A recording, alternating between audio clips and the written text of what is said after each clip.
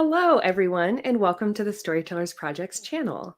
I am Kayla White. I am one of your MCs for this evening, and I am a journalist at the Arizona Republic in Arizona. We so appreciate you taking a chance on live storytelling and spending your evening with us. Tonight, we're joining 5 Indigenous Americans from across the nation to create community together. Since 2016, the Storytellers Project has produced over 100 shows each year for communities across the country. While we're online only still this year because it feels unsafe to be together in large groups in theaters, we feel necessary to be together online. So we've handpicked incredible storytellers from across the country and inspiring people to bring you a show about the ways race and ethnicity weave through American identity. And now I would like to bring up our co-MC for this evening, Kyle Mitchell. Kyle is a dad, a veteran, and a storyteller from Phoenix. Hi, Kyle. Hi, Kayla. Thank you for that. Hi, my name is Kyle Mitchell. I am Dene. And so with Dene, we always do our traditional greetings. So, Yate, She'e Kyle Mitchell Yenshe, Twitchi Ni Nishle, Nakai Basisjin, Kaya Ani Deshiche, Nakai Deshinala, Kiltui Bitwa, Do Chesna Dozi Denasha. So, hello, everybody.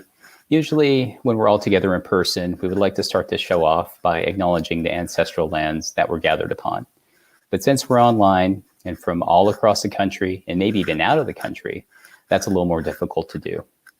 So what we want to do is ask you to take a quick minute to pay some respect to the Indigenous people who have cultivated and thrived upon the land we have before us. And now, to give you just a little bit about what we're doing tonight. We as a nation have been grappling with identity for some time now. Many of us spent a lot of time last year thinking about identities and the way they impact how we live and how we treat each other. We're past the point of how did we get here? We know how. We're beyond what can we do? And this right now is us taking action. Listening to each other and trying to understand is the first stage of creating empathy and healing in our country. In our regular Storytellers Project series, each show has a diverse mix of storytellers because we make a conscious effort to book a balance of backgrounds to reflect back to you, our audience, on how our country really looks. The I Am series, however, will give a magnified look into the lives of Black, Middle Eastern, Asian, Latinx, and Indigenous Americans on a stage all of their own, providing space for them to share stories only they can tell. You may find yourself reflected, or you may learn something new about an unfamiliar experience. The show may challenge you. It may also inspire you, validate you, or comfort you, but we hope it also gives you resolve to look around yourself and connect more with members of your community who may not look like you, your fellow Americans. It's an effort for empathy in a time when much is needed. These stories put on display a universal truths that guided us as a people: perseverance, resilience, humor, community, and continue to guide us collectively as a nation. You'll learn more about a place from the stories told. Tonight is the second of the I Am series, and you'll hear stories of the Indigenous experience here in America. So with that, let's bring up some of our storytellers. Let's introduce them. So let's bring up Jacqueline Russell. She lives in Santa Ana Pueblo, New Mexico. She is Dene from the Navajo Nation. Let's bring up Christian Allaire, who lives in New York City. He is First Nations Ojibwe from Ontario, Canada. And next we have Amber Morningstar Byers. She lives in Santa Fe, New Mexico. She's a member of the Choctaw Nation of Oklahoma. Next, we have Kenneth Duncan Sr., who lives in Mesa, Arizona. Ken is Apache. And next, we have Alan Salazar, who lives in Ventura, California. He is Chumash and Tabania elder of the Fernando Band of Mission Indians. Hi, everybody. Welcome, welcome. All right, so now let me just tell you a little bit about what to expect for this show. So I love TED Talks as much as anyone else, but tonight is not TED Talks. Tonight is not Toastmasters. It's not a how-to talk, an inspirational speech. Instead, tonight is storytelling. And what's great about that is storytelling is kind of similar to visiting with a friend, which means you already know how to receive storytelling. You sit down and you actively listen with an open heart and mind to get to know someone better. And so I ask you to do that tonight. You see, some of these storytellers will be polished and professional, some will be more casual or conversational. And I ask that you receive them all because that's how community change really happens. We believe creating empathy and understanding is vital at all times, especially in times of uncertainty. And I am so excited to welcome up our first teller. So, first tonight, we have Christian Allaire with a story about a fashion journey. Welcome, Christian. Thank you. Anin Bojo. My name is Christian Allaire, and I am from Nipissing First Nation in Ontario, Canada. This is the story of a ribbon shirt that was transformative and magical. When I was younger, I had a traditional ribbon shirt made for me by my grandmother, Lita. What is a ribbon shirt, you ask? Well, it's worn by many different tribes for many different reasons, but in my Ojibwe culture, ribbon shirts are typically worn by men at powwows or special ceremonies, obviously all ages as well. I was a baby, but I remember it pretty clearly. You know, it was a vibrant red ribbon shirt. Across the chest, there were ribbons in yellow, black, and white. It was a beautiful, beautiful garment. And I think when I was young, I didn't really know what I was wearing, obviously, but looking back, I realized it was specially made just for me. Having these sort of traditional garments made for me was not really an uncommon occurrence for me. As I said, my grandmother sewed, but so did my aunts and so did my mother. And, you know, growing up, my earliest memories were just seeing beautiful things being made in my house. My sister was also a jingle dress dancer. She still is today. And so there were always dresses being made for her. 24/7, it seemed like jingles were flying around the house. Now, you think that I might have grown up with tens of thousands of ribbon shirts, but I never really had one past the one I had as a kid. And there's a reason for that. You know, as I grew up, I really sort of struggled with my identity and I start to rebel against it in a way. You know, growing up in school with my friends, I didn't have a lot of Indigenous friends. And so when I would tell them, you know, I'm Indigenous, they'd be like, no, you're not. You don't look Indigenous. This was something I was told often, you know, that I'm a half breed.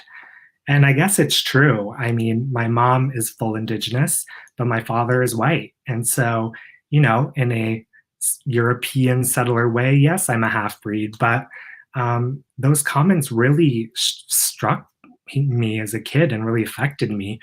And so as a result, I started to not feel like I was really Indigenous. I felt like a fraud or that I was not Indigenous enough. And so I would be afraid to dress up in our clothing and I would shy away from that. This continued well into high school. You know, I tried every trend that wasn't traditional wear. You know, I did preppy clothing. I did a goth phase, which was questionable. Any fashion look that you can think of, I did it as long as it wasn't a ribbon shirt. That was the last thing I wanted to wear. And, you know, this really continued in other ways. I mean, even if I had to go to a powwow to, say, watch my sister dance, I would make up excuses not to go. I would pretend to be sick so I wouldn't have to go. You know, I didn't want to be there. If I went, I would, you know, eat 1,000 Indian tacos and like sulk in the corner. Really, this like sense of shame of my pride, it lingered. Fast forward to college, I started studying journalism and I was really interested in fashion. I wanted to dress like what I was seeing on the runways. That's all I was interested in. But the more I sort of got in the scene in Toronto and started meeting people, I really started coming across Indigenous people in fashion, models, writers, designers who were really unapologetic about their culture and really rocking their best fashion and stuff they made or their grandmother made. And I was like, okay, this is kind of cool. It made me think of my own background, but I wasn't quite ready to, jump into a ribbon shirt quite yet. Then, a few years ago, I am now a fashion writer at Vogue and I write about fashion full time. And I was put on assignment at the Santa Fe Indian Market. I don't know if you've ever been, but if you haven't, you should definitely check it out. It's an amazing event where Indigenous artists from across North America come to sell their work. And, booths line the streets with their beautiful beadwork or quill work or whatever it is. And it's really a sight to see. What really struck me about that event, though, was every night there's like a fashion show or an event or a dinner or a gallery opening. And every night, Indigenous people dress to the nines for them. It's like cultural couture, the finest dresses I've ever seen in my life made by hand. And I remember being there and being like, wow, I am severely underdressed. I mean, I had thought I had brought nice clothes, but they were from like Zara. And people would ask me what I'm wearing, and I wouldn't even know where it really was made. Meanwhile, everyone I was meeting knew the background and the story and who made it, and were really proud of what they were wearing. And it wasn't just feeling underdressed, it was feeling like I was not a part of this culture that is my own. Like I was a stranger to it. I remember that really struck me, and I was like, okay, I gotta step things up here. And so I did. Last summer, during the pandemics, with nothing but time on my hands, I decided I'm gonna have my ribbon shirt made for me, an adult version. It's time. So I asked my mother and my aunts, who are always around, if they would help me make one. I wasn't really sure how they'd react, but they were glad to do it, like as though they were waiting for years, to do this. So lucky for me, it was a go. We decided to really like stick to the traditional ribbon shirt I had as a kid. We wanted to recreate that. So we didn't really change any design elements of it. In fact, we just changed the colors to represent who I am today and, what I'm about today. And really, the color choice is really the most important part of a ribbon shirt. So mine is multicolored. Almost every color is on there, but each color has meaning. My parents' favorite colors are depicted on there. My grandparents' favorite color to, pay tribute to my elders. They're all reflected on the shirt. And even though my grandmother Lida is not with us anymore, I made sure to have her colors, which are in the reds and the yellows, her favorites. They're on there prominently. Even the most subtle details too were really special in making the shirt. On the back, there's an image of a crane to represent my Crane clan. And even the smaller details, like the buttons, are made with abalone shells to represent, a material my people have used for years, decades. And through this whole process, I knew I would have a beautiful ribbon shirt out of it. I knew I would have something, stunning that I could wear to a Santa Fe Indian market. But I wasn't really prepared for how it would strike me, just how special the design process is. Every detail had meaning and purpose and had a story. And it took me now 28 years to realize this is really unique and something not many cultures have. And I can't believe I was so ashamed of that for so long, And the ironic part of it all was I now had this beautiful shirt. It's ready, it's done, and I don't have anywhere to wear it. It's still a pandemic, not a lot of events going on. So I have this piece that for years I would rather be got dead than to wear. Suddenly it's the one thing I want to wear and I can't. Funny how life works. But I know that one day I'll be able to. I don't know when that will be, but when, there's a fashion show or a market to be had again, you best be sure I'll be going to it in my ribbon shirt, ready. And it'll be more than just a fashion statement. I have it here, actually, conveniently. Um, when I wear this, here's the back. I'm not really going to be wearing it, just for myself. It's really more than that. I hope that my grandmother, watches me wear it and is proud because I'm wearing it for her and I'm wearing it for, you know, our people to carry forward our traditions and to say we're still here. And it took me long enough to realize that, but I'm so glad I did. And that's the story of my magical ribbon shirt. Wow, amazing job, Christian. Thank you for that story. And that reflection of how we indigenize fashion, right? We bring our traditions forward with us and we include them in the modern concept. So thank you again. And so if you would like to thank Christian also, please feel to like or react on the buttons below. Next, I'm going to bring up Amber Morningstar Byers to talk about her story, which is titled The Right Answer. Alito Amakana Chimachukma. My name is Amber Morningstar Byers. I'm an enrolled member of the Choctaw Nation of Oklahoma. I'm 35 years old and I'm from Santa Fe, New Mexico. I dropped out of high school at 16. My mother and I were really struggling financially and I needed to start working full time. I had actually started working at 13. I began babysitting and bussing tables. And then at 16, after I dropped out, I started waiting tables, and eventually I moved up to bartender, which is what I did up until 2 years ago. It was hard working in restaurants because for a long time I struggled with addiction and alcoholism. I wanted really badly to get sober. I wanted to create a better life for myself, but it was hard during that time. And then at 27, I decided to get my GED. Which was really hard. It took me 3 tries, not because I didn't pass, but because I couldn't take the test. I would study really hard, and then I would drive to the testing site on the testing day, and I would sit in my car, just frozen with fear and anxiety that I wasn't going to pass. So that happened twice, and then finally on my 3rd try, I got out and I took the test and I passed. And after that, I enrolled at the Institute of American Indian Arts, which is a tribal college in Santa Fe, New Mexico. It's actually where my parents met also.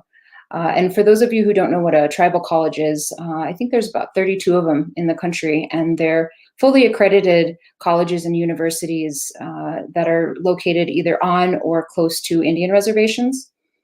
And 2 great things about tribal colleges are, one, that Native culture and traditions are incorporated into the curricula, and 2, that almost all the students and faculty are all Native. So I got into IAIA and I met a man named Steve Wall, who at the time was the chair of the Indigenous Liberal Studies Department at IAIA. And man, Steve really took me under his wing. He mentored me and opened my eyes to all sorts of different areas of Indigenous studies. I started studying tribal government, tribal economics, generational trauma, Indigenous philosophy, and it was all so fascinating that I ended up switching majors. I had originally gone to IA for art. I'm an artist. I'm a stone sculptor and a painter. I make jewelry also.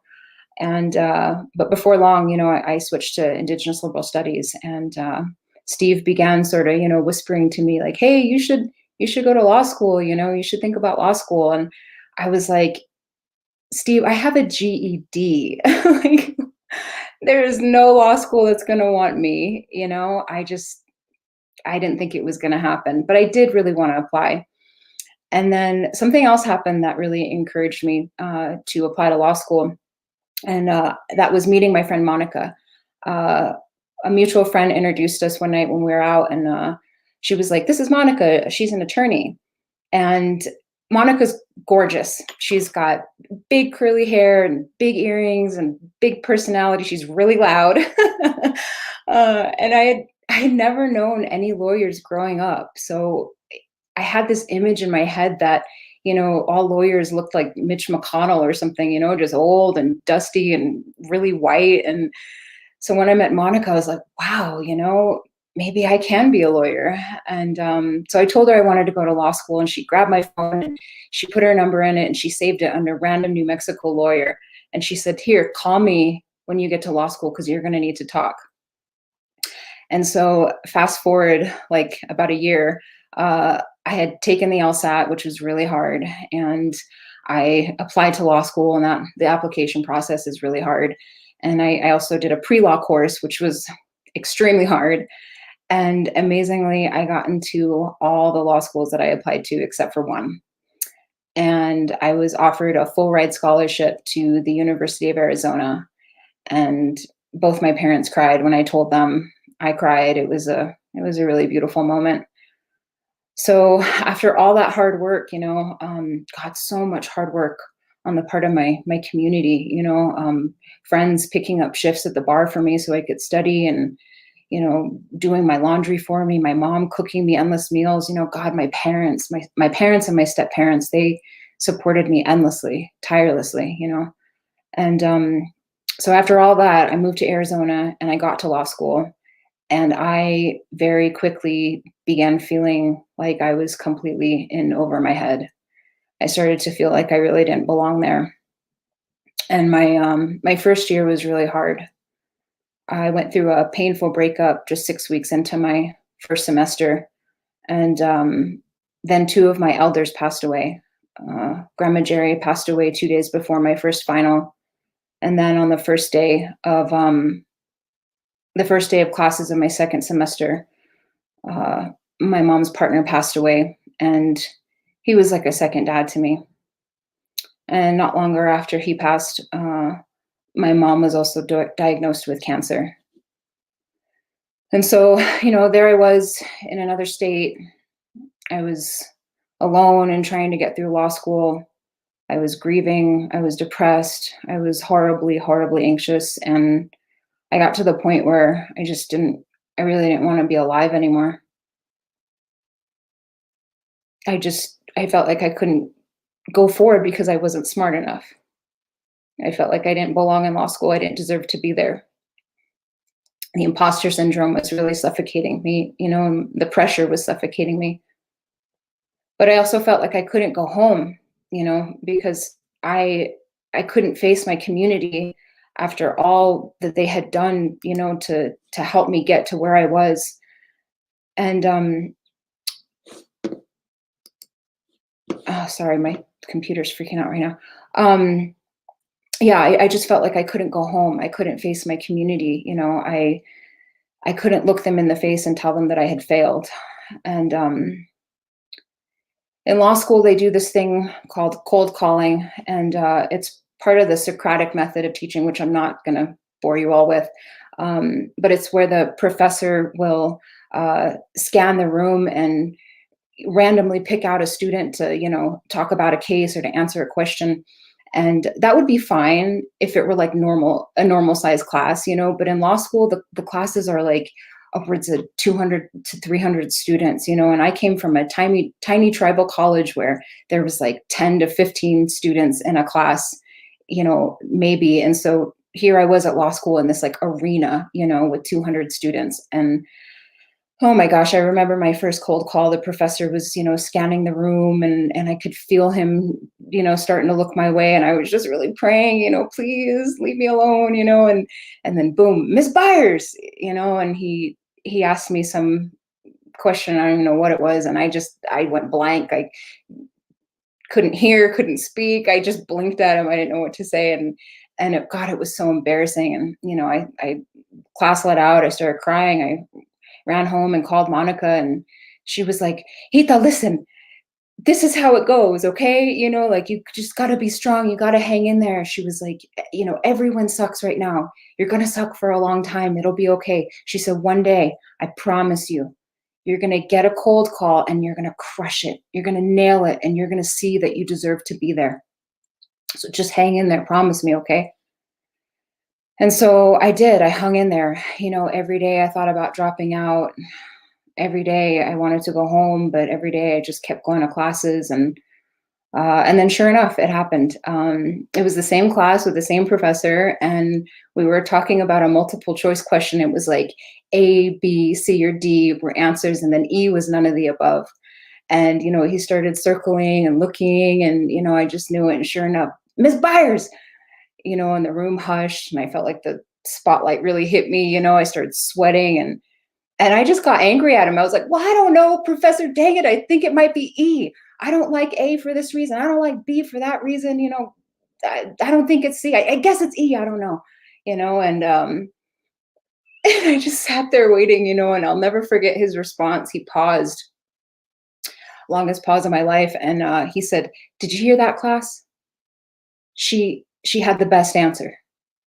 He said, A, B, C, D, they're sort of right. They could be right in a certain situation, but for this hypothetical right here, E is the best answer. And I was like, oh my God, and my buddy next to me is really elbowing me, see, you're getting it, you're getting it. And oh my gosh, I ran out of class that day. I called Monica and she was like, see, dude, you're doing it, and oh my gosh, I guess I am doing it. I'm now at the end of my second year of law school, and I'm the president of the Native American Law Students Association at the University of Arizona. I've been drug-free for 4.5 years and sober for almost 2. And I had a realization the other day. I was talking to an incoming student, and I realized that now I'm somebody else's Monica. And maybe one day in the future I'll be someone else's Steve, and gosh, there were so many others that helped me, over the past 2 years. I wish I had time to talk about them all, but they know who they are. And I just hope that they know how important their work is. And I hope that maybe, somewhere out there's another Native girl that's hearing my story and thinking to herself, gosh, maybe I can go to law school too. So that's my story. Thank you. Amber, thank you so much for your story. I appreciate it for several reasons, one of which is those are really difficult experiences. And that's a difficult story to tell. And you do it with such clarity and with such resilience. It really shows. And I also think your story really speaks to the power of seeing yourself reflected in positions of power. So thank you again for your story. Thank you. Yeah. All right, before I bring up the next teller, I just want to take a quick moment to thank a sponsor. Fairy Tale Brownies is all about spreading joy. Although this past year has been anything but joyful for most of us, customers have stayed connected to each other by sending each other brownies. So, for example, companies are having coffee and brownies together over Zoom calls, celebrating project endings with congratulation brownies, and wishing office mates special greetings with, you guessed it, birthday brownies.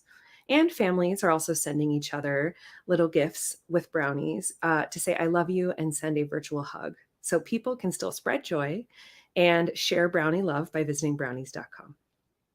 All right, next I would like to bring up our teller, Alan Salazar, with a story about the influence of animals. Welcome, Alan.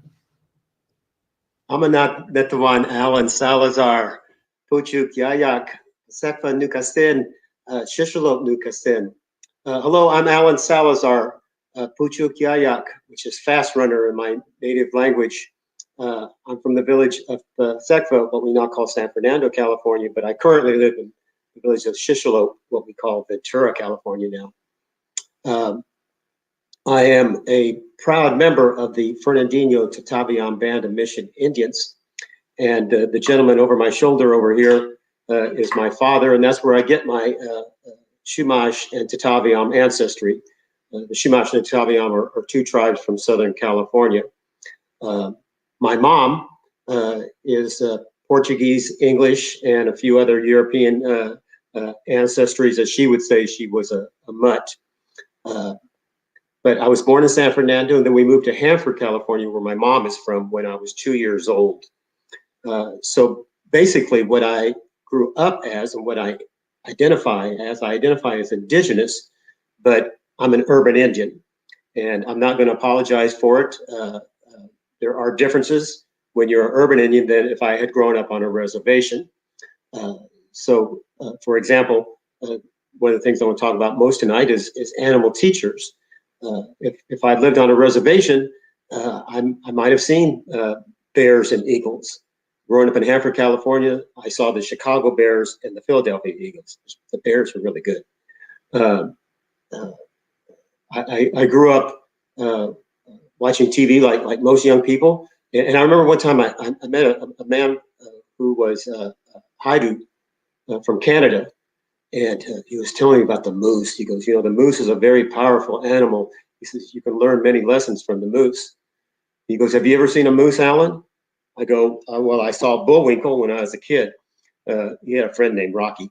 But those are some of the subtle differences of urban and Indians or res Indians. I tell people, as an urban Indian, I've never dreamt of a white buffalo. I did dream of Betty White once, but the young Betty White, not the Golden Girls Betty White. But like I said, my father raised us to be proud of our Indian heritage. And in the 40s, 50s, and 60s, that was the term we used. We were proud Indians. But like I said, when you live in Hanford, California, like I said, my animal teachers were a little bit different. But I was fortunate enough that when I was 2 years old, my pop got this small little puppy, the runt of the litter, hence the name Tiny. And I grew up with Tiny. So when I was 2, we got Tiny, and Tiny and I literally grew up together. And my childhood was spent with Tiny, the world's greatest dog. And I know some of you have had great dogs, but I believe my dog Tiny was the world's greatest dog because he taught me so many important lessons. And when I got older, I look back on that and realized Tiny was my spirit animal. Tiny was my animal teacher. This little dog that was short, at best a foot tall, with little short legs. He was mostly Scottish Terrier. In fact, he told me, he says, I identify as Scottish, Alan. Well, he said it with his eyes. But we think he had a little lab, maybe a little bull terrier, because he's a short, stout little dog. And just the greatest dog that I've ever seen. And he taught me many lessons. And I'll give you a couple examples. When I was about 7, I won a baby little duck, this little ball of golden fluffy feathers that I could hold in my hand. And when I brought him home, I said we lived on the edge of town, kind of on the edge of country. We had a couple acres with horses, chickens, and ducks. Tiny adopted this little duck and protected it. And that little duck followed Tiny everywhere it went. And when Donald, the duck, not original on name making, grew up and was an adult, he was almost as big as Tiny. And I remember going out one night, and Tiny slept in a box by our front door. He didn't sleep inside. He was an outside dog, and he was a guard dog, and he protected us his whole life. And he protected Donald from the country cats. So if any of you have lived in the country, you know that country cats are very mean. And a country cat would have had Donald for lunch if it hadn't have been for Tiny, because Tiny was a real dog. He chased every cat he ever saw. And when I went out one night to check on Tiny, there was Donald sleeping in the bed with Tiny. And that's where he slept every night of his life. And Tiny protected him. And it taught me that those of us that have maybe a little more we need to share. Those of us that are a little bigger, a little stronger should protect those that are not as strong. And I look back on it, that was an important lesson I learned from Tiny. But one of the most important lessons Tiny taught me was to never give up and to always try my hardest. I saw this little short, fat, chubby little dog chase 1,000 jackrabbits and never catch a single one until one summer day he caught one jackrabbit. I'm pretty sure the jackrabbit was probably about 184 years old, but Tiny caught this jackrabbit. Now my pop, had taught all of us, my sister and brothers, how to hunt in a respectful way, and at a very early age, I knew how to skin and gut animals. So I took that rabbit, chopped his head off, let him out, skinned him, gutted him, gave him to my mom, and my mom cooked him up for Tiny. and Tiny ate like a king that night. It was the only night he ever had rabbit. He also had, I believe, mashed potatoes, gravy, and green beans because Tiny was an urban dog. And I saw Tiny chase another 1,000 jackrabbits and never catch a single one. So my strong will, my determination comes from my dog, Tiny, the world's greatest dog. Now, I also mentioned that my mom is Portuguese and English. And I was lucky enough about 6 years ago to go on my first big trip in my life. And my first big trip in my life was to Bath, England. And I was there for 2 weeks. And I did storytelling and lectures on the Chumash and Taviam tribes at a museum in Bath, England. And I was so excited about it to share my culture, but also to go to England because I knew I had a little bit of English ancestry. And when you look like this, it's hard to convince people that you're English, even though I've drank tea my whole life. Earl Grey's my tea of choice. I've never drank coffee. I don't like the smell of it. I don't like the taste of it. I don't even like saying the C word. I've been a tea drinker my whole life. When I went to Bath, England, oh my God, the tea was incredible. I fell in love with the town Bath, the countryside, the English people. And when I came back, I shared all my experiences of sharing stories at the museum. I was very proud, but really it was the tea and the English people and the English land that I fell in love with. And I want to go back. I hope to go back next summer to Bath, England. Now, fast forward to here we are, as some of the other storytellers have talked about, we're in this pandemic. Let me tell you, you can only watch smoke signals so many times. I've watched all the episodes of Crown. God save the Queen. But a couple months ago, my girlfriend and I decided that maybe we should research my English ancestry, even though I'm Indigenous. And I get my English ancestry from my mom's side and from her father, my grandfather. But I knew nothing about my grandfather. I saw him one time when I was about 11 or 12. My mother and her father did not get along. So I saw him one weekend. I knew nothing about him.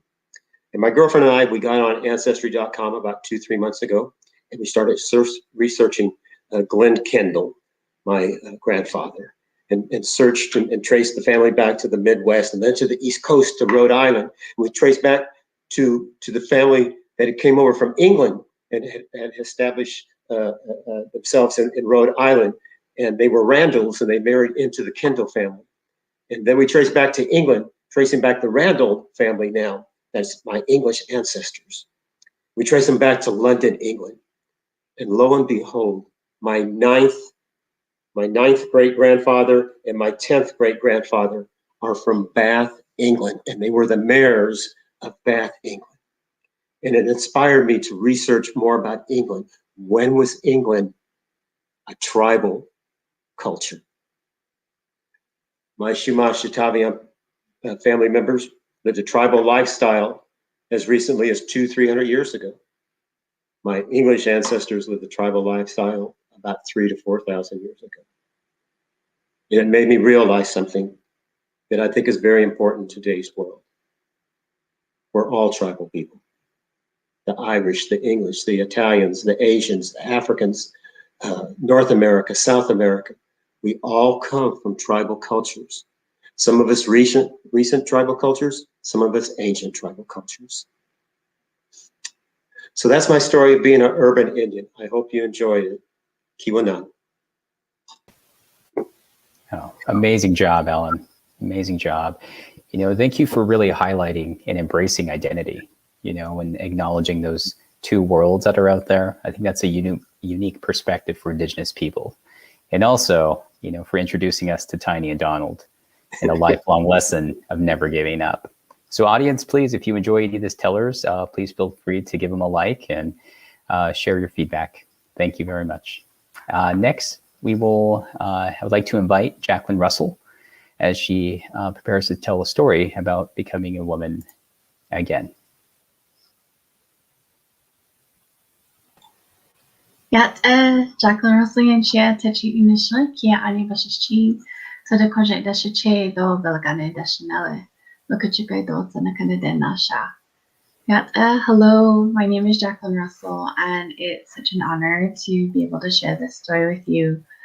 I grew up in northeastern Arizona in a small rural community called Kayenta, which is surrounded by rock sandstones and is at the foot of a very beautiful mesa that, depending on the day, is sometimes green, sometimes blue, and then sometimes in special moments, which are my favorite, the mesa is tall and dark, and you can see why its namesake is Black Mesa. I am the oldest of 4 children and the daughter of a photographer and a lifelong educator, my mom. And the both of them inspired in me knowing the power of the creative arts. And one of my favorite memories that I have of growing up in this beautiful land is the trips that we would take after school and on the weekends to go visit my grandparents. I loved the trips during the middle of the week because it was a fun way to kind of break up our time together, and we would travel to go visit my grandmas and granddad. And in the moments when my dad wasn't able to join us, I got to sit shotgun. And so it would mean that my mom and I would, talk and tell each other different stories of what was happening. And some of my favorite, real vivid memories was of us driving and the moon, whether it was already full or almost full, but we'd have these moonlight drives where I could see my mom's face from the headlights on the road, and then simultaneously get to see that moonlight that would just wash over everything, and us getting to see the sand formations that we drive through on that hour and a half long drive to and from grandma's. And it was about when I was about 10 and a half or so, these conversations shifted a little bit. So it wasn't just like the gossip and what was happening, but it also began to be a way for my mom to prepare me for a very big event that was going to happen, not just in my life, but in really the course of our family. And that was our Kindle Dust ceremony. The Kindle Dust ceremony is a ceremony that we hold for young Navajo girls when they make their transition into womanhood. This happens when we have our first moon cycle, our first period, and it is really a time that I recall feeling the most connected and most part of a community. I was 12 years old and was just surrounded by so many, not just my family, but I vividly remember my secretary from primary school coming to be a part and share in the joy. Like, she was there helping my aunties cook. And our ceremonies are such communal events in Diné culture. And so it was really this moment to not necessarily just wrap their arms around me, but also just to share in each other's company. And I was told often during this time together that this was going to be a ceremony that was going to provide such a strong foundation for my life. And that is something that continues to be a truth that just unfolds over and over again in my life. My relationship that I established with Changing Woman, who was one of our Diné deities, began really from when I was born, but I felt such strong connection to her at this moment of my Kinalda. And it continued to be and continues to be a relationship that I pull from.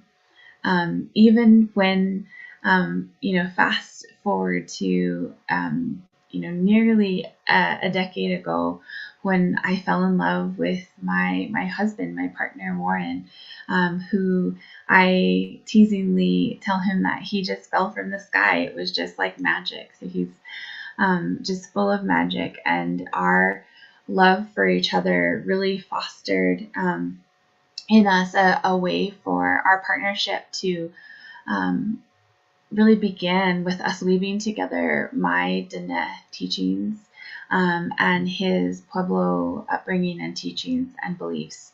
And that is, I think, at the center of our love for each other. It's why and how we love each other, and it's also the way that we decided to really embed these values in the start of our family. It was a little over 2 years ago that we found out that we were expecting our firstborn, and following a lot of the teachings in my upbringing, we decided that we weren't going to learn the gender of the baby. So I'm very adamant that this is like the last real best surprise you can have, is like waiting to decide, or to hear like what you have when you give birth. And so it was a surprise that we protected and were really excited about. And so I would name and talk to this baby and call them my baby being. And so baby being, Warren and I would go to birthing classes, and we would go to breastfeeding classes together in our appointments, and created a birth plan that was so full of our individual cultures, and also just our own rituals and practices that we have made and have become part of our foundation of who we are as people.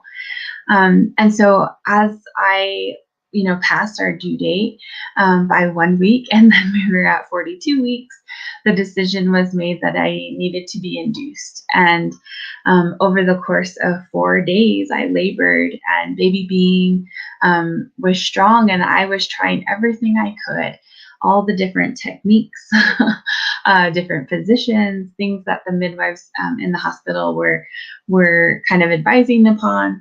And in the end, it was every day I let go of an aspect of my birth plan that I hadn't intended to. And by the 4th day, baby being really needed to be born. And so it was decided that I needed to have a C-section. And I, holding my son, Abram, the thing that stuck was just that announcement of, we have a baby boy. And that was made by my husband. That was the only thing that was left of our birth plan, was that Warren would announce like what we had and tell me. I was filled with such grief and joy. I was so happy that Abram was safe and that he was with me and that I could hold him. But even as I breastfed him that first time, that there was still this pain that I felt of just disappointment in my body, like this one thing that it was meant to do and yet couldn't, and I didn't even have an awareness about what a C-section was at that point, because nobody in my family knew or had one. And so as we moved into the pandemic a few months after, we learned that we were going to be expecting our baby Light, as I began to call them. And this baby Light was one that we decided would be born at home. So we began to work with the incredible Indigenous birth workers at the Changing Woman Initiative. And it was really from the start of making that decision that it tapped into just really trying to reconnect and cultivate a trust in my body, and restoring that, and praying to Change Woman and our holy people that this baby, especially in this moment of the pandemic, would be born safely. And so as I began to have contractions, I also had another long birth. I jokingly say now that I have a hidden talent of really creating beautiful, cozy placentas, because both my babies have not wanted to leave them.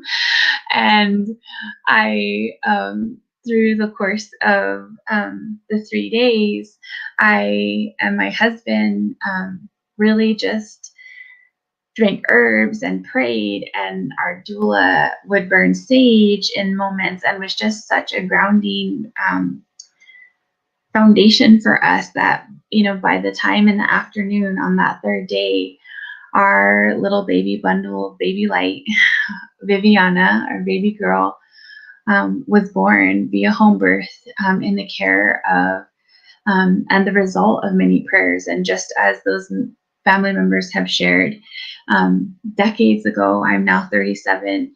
That this baby and this ceremony and my connection to Change Woman continues to be my really just compass for life. And through this birthing practice and process, I reclaimed my power and sense of self. And I'm so grateful to my babies, to Change Woman, to my partner, and to the just lineage of Indigenous wisdom that guides me today. Yeah.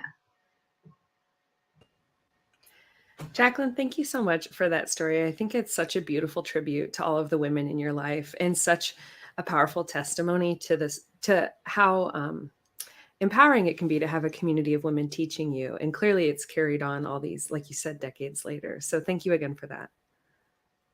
Thank you. All right. And so now I would like to bring up our final teller for the evening, Kenneth Duncan Sr., who has a story about his grandparents. Welcome, Kenneth. She Ken Duncan was saying go nan shli. Now it's also in shli 7 is a bunch tea. Those are my clans in the Apache way. I'd like to share with you a story of how my life began and how it is now. I lost my mother when I was about 4 years old, and I had a younger sister and 2 younger brothers. And it turned out to be a tragic beginning for our little family. My father just recently returned Korean War veteran. Didn't know how to raise 4 young children, one in an Apache cradle board.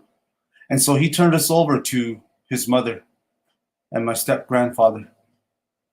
And so those 2 old people stepped up and they raised us without question. And so as a little boy, we grew up with old people with no running water in a 2-bedroom wooden house.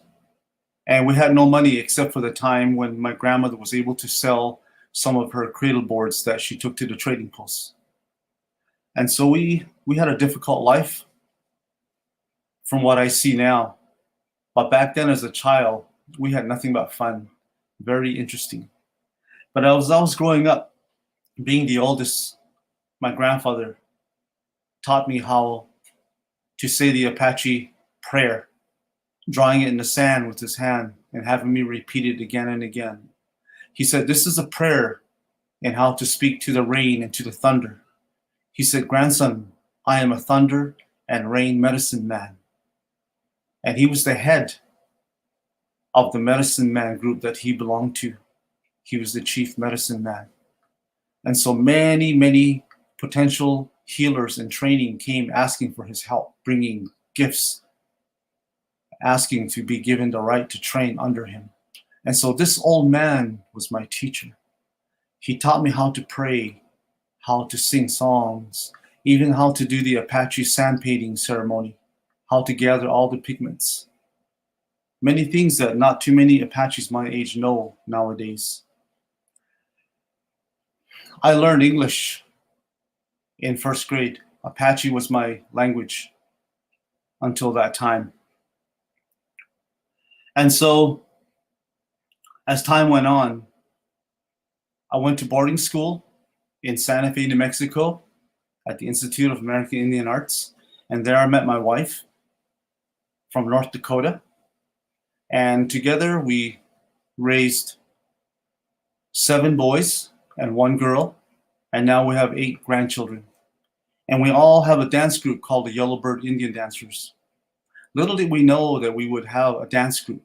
Someone asked us if we wanted to replace them at an old West town one time, doing shows on weekends. We said we could do it, but we had no dance group.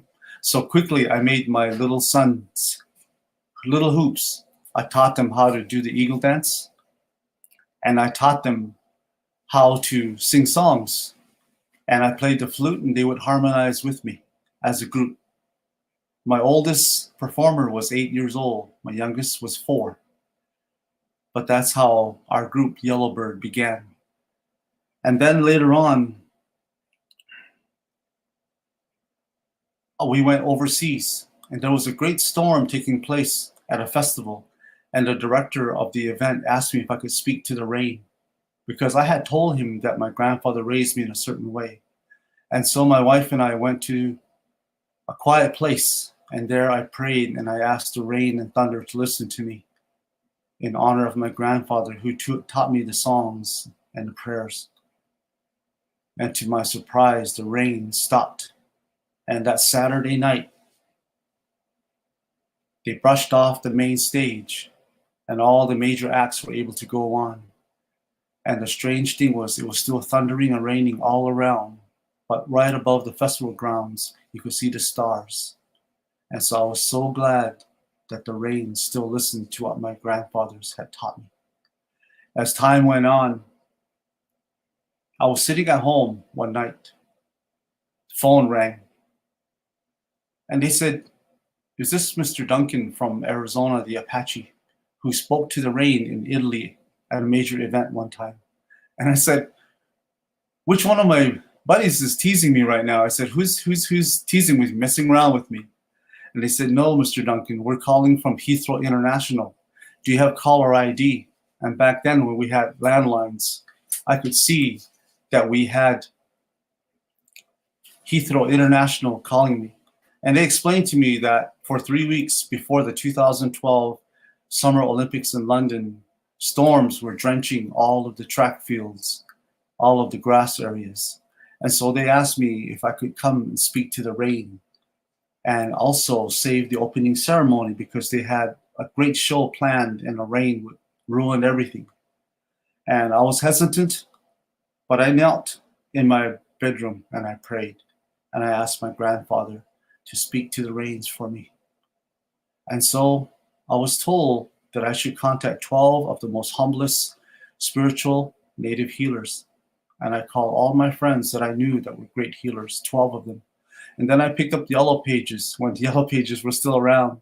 And I called 12 different denominations and churches. And I asked them to kneel with me too. 12 native, 12 churches to kneel with me. And then I flew with my boys to London. And when we landed in London and the glass doors opened at the bottom of that great escalator at Heathrow, 90+ degree Fahrenheit air hit me. And I was so surprised. They all clapped, the English people that welcomed me. They said it's been 90+ for 4 days and all the fields have dried up. And so I was so thankful.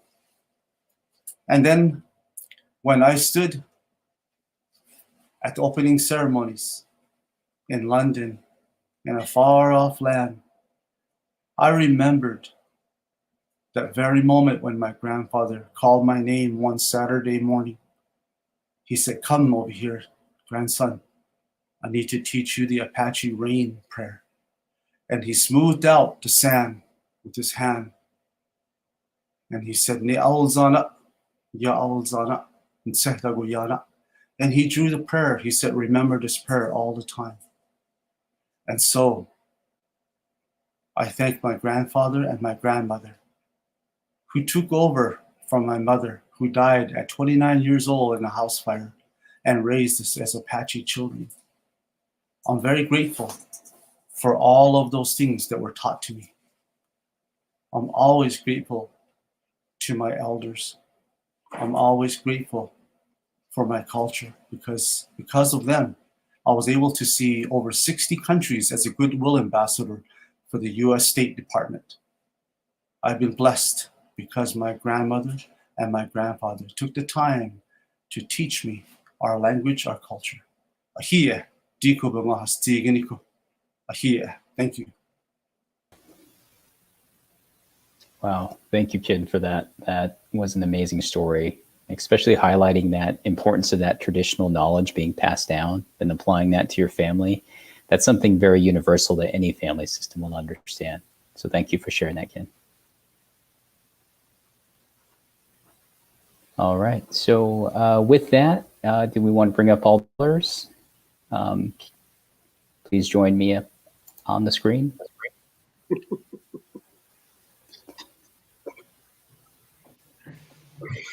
All right, take your virtual bow.